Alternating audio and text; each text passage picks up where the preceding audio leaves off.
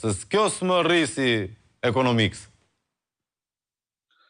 Shiko, jo vetëm të rast, po në çdo biznes, në rast se ti e keq menaxhon, në rast se ti abuzon me burimet e saj, me financat e saj, rezultati është një dhe vetëm një, falimenti.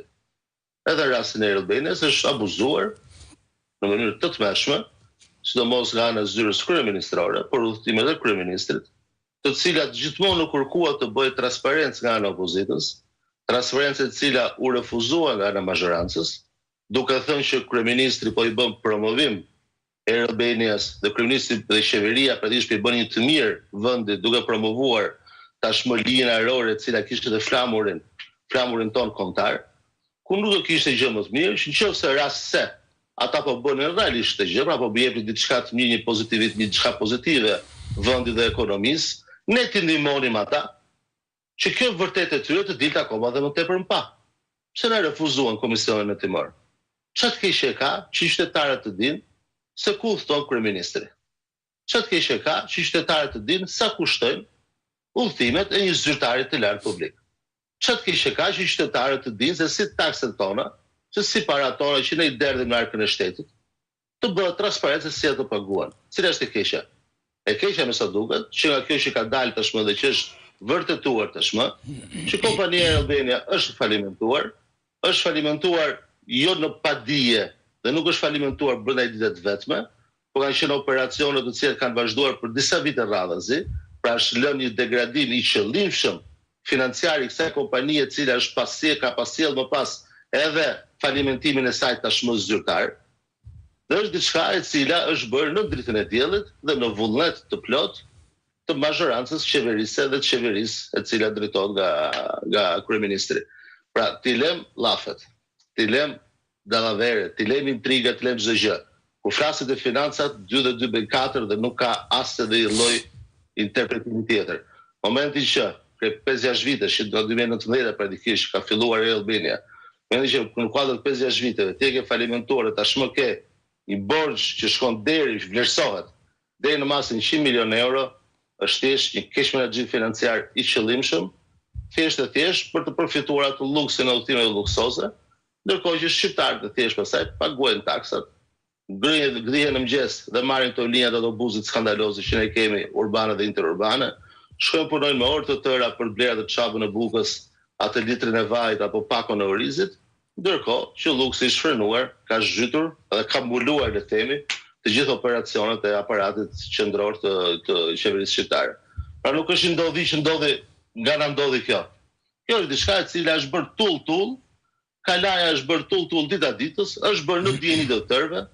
Financat janë të qarta, janë ditore, menaxhimi i tyre bëhet ditor, dihen të ardhurat, dihen shpenzimet, aritmetika nuk ka nevojë dhe nuk ka asnjë interpretimi përveç se rezultatit aritmetik.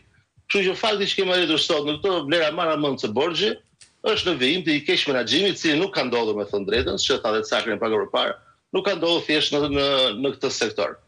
Ju e mbani më paketën 1 miliard euro që të investimeve të mëdha të cilat do përdosh ban skemës PPP-s, u përkthyen në një sistem klienteliste korruptive. Ju e mbani mend kontrata koncesionare shëndetësie, të cilat promovuan, po nga vetë kreu i qeverisë, u kthyen në aferat klienteliste korruptive. Ju e mbani mend shumë rrugë të cilat janë inauguruar, mbështetur, dhe të cilat janë ndihmuar edhe mediatikisht të qëndronin, le të themi, në futeshin në zemrat dhe në mendjen e shqiptarëve si gjëra të duhura, si investime të duhura, janë kthyer të tëra paketa praktikisht klienteliste dhe korruptive. Keni rastin e Begetit, 140 milion euro, s'kan çfarë shkon 140 milion euro Begeta, akoma dhe më tepër se Albania. Edhe ajo u shit ndryshe realiteti, siç përkoi 140 milion euro kurriz taksa paguesve. Me sa duket shqiptarët pas shumë për të vujtur kurrizin e tyre, do vujnë edhe, kanë vuajtur shumë, kanë vuajtur miliarda euro dëmë, i këtë konstatuar edhe nga kontrolli i lartë i shtetit, do vuajnë të faturën tjetër për 100 milion eurosh, e cila po ta përkthejmë. Dhe marr vetëm një krahasim që ne përdorim shpesh me të drejtën. Një krahasim 100 milion euro sot janë 2 vite ndihmë ekonomike për 63.000 familje që trajtohen me ndihmë ekonomike të Shqipërisë. Pra ky abuzim që ka ndodhur me financat e Air Albanias në kurrizën taksa paguesve shqiptar do përktheheshin që për 2 vite ata që janë të varfërit e Shqipërisë, ata që marrin 50, 60, 70 euro në muaj pra ato familje e tyre për 4 vetash, të dyfishonim për 2 vitet të ardhshme. Të dyfishonim. Do kishin, jo s'do bëshit pasur, jo, po pak do kishin një kothere buk më tepër në trezën e tyre, do kishin i gotë kos më tepër në trezën e tyre. Jo, nuk të lej njeri ta bësh të gjë, përkundrazi, parat merren nga xhepatan dhe shkojnë në orientime të cilat janë thjesht për të shpenzuar, për të financuar lukse dhe shpërtërime nga më të ndryshmet. 5 milion euro është kopshti i Edenit, 100 milion euro kanë qenë 53 milion euro ishin 2 incineratorë të Elbasanit dhe të Firit, që tashmë nuk ekzistojnë më as të ligj. 130 milion euro ka shkuar incineratori i Tiranës, 140 milion euro është Begeti, ke rrugën e Arbrit, ke tunelin e Llogaras, se nuk di nga ta fillosh e ka ta mbarosh. Ajo qershia e fundit që shtot sektorë të madha abuzimesh, klienteliste, korruptive, quheni si doni juve, ti quajmë si do, i kanë të tërë aspektet brenda, shtodhi faturë tjetër 100 milion euro që të paguhet. Që edhe ju e thanin se që ka dyshime që ka filluar të paguhet nga buxheti i shtetit, të sigurojë diçka. Jo të huaj, po kushdo që ka një kontratë me qeverinë dhe ka detyrime, në një mënyrë apo një mënyrë tjetër do t'i marrë paratë veta. Qeveria mund të bëjë një vendim gjykate të saj me anë të ndërhyrjes të përmbaruese shumërat ta shtyjë në kohë, por paratë do paguhen. Nëse del vendim gjykate, e cila thotë detyrimi. Pra po pre fatura lekët kanë ikur.